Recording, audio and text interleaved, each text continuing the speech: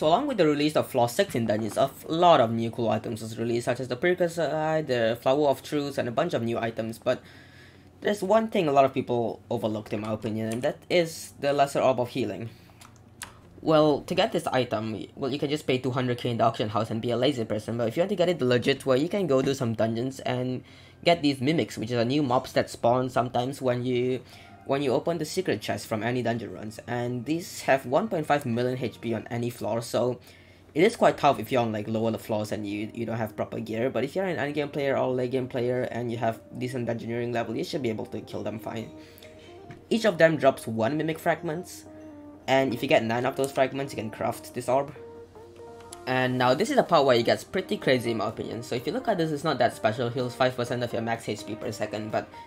this is actually pretty overpowered. So if you know the overflux, it heals you a lot, but if you look at it carefully, it only heals 2.5% of your max HP per second, and increases all heals by 5%, but you know, that's just like,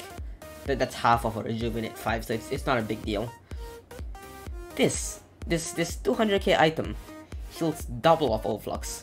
and yes, it costs 50 mana per second, but if you think about it, so let's say I go into Crystal Armor,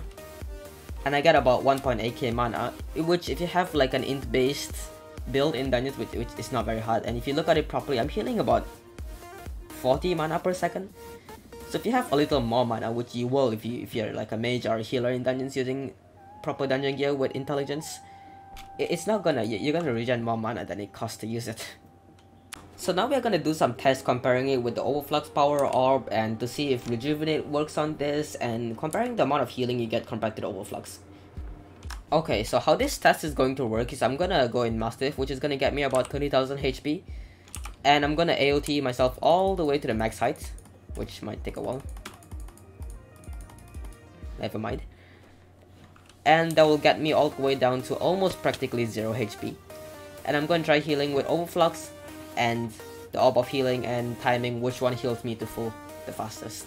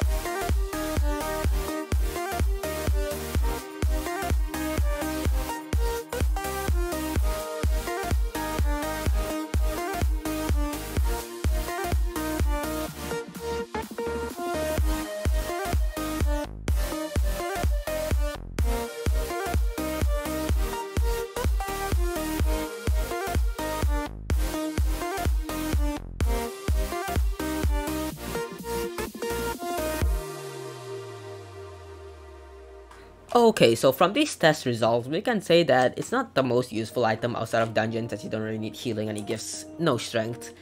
Also, it requires mad mana unless you're in Crystal Armor, but if you're an int-based class or a healer in dungeons that uses int-based weapons, so magic weapons, it's gonna be really useful to heal your tanks and stuff like this, because the mana cost is not significant if you have like 5,000 mana. And if you're a healer, it gives double of this healing, so it's gonna be mad to heal the tanks, so it's gonna be very useful for fights like Livets, where the tank needs to actually, you know, tank stuff.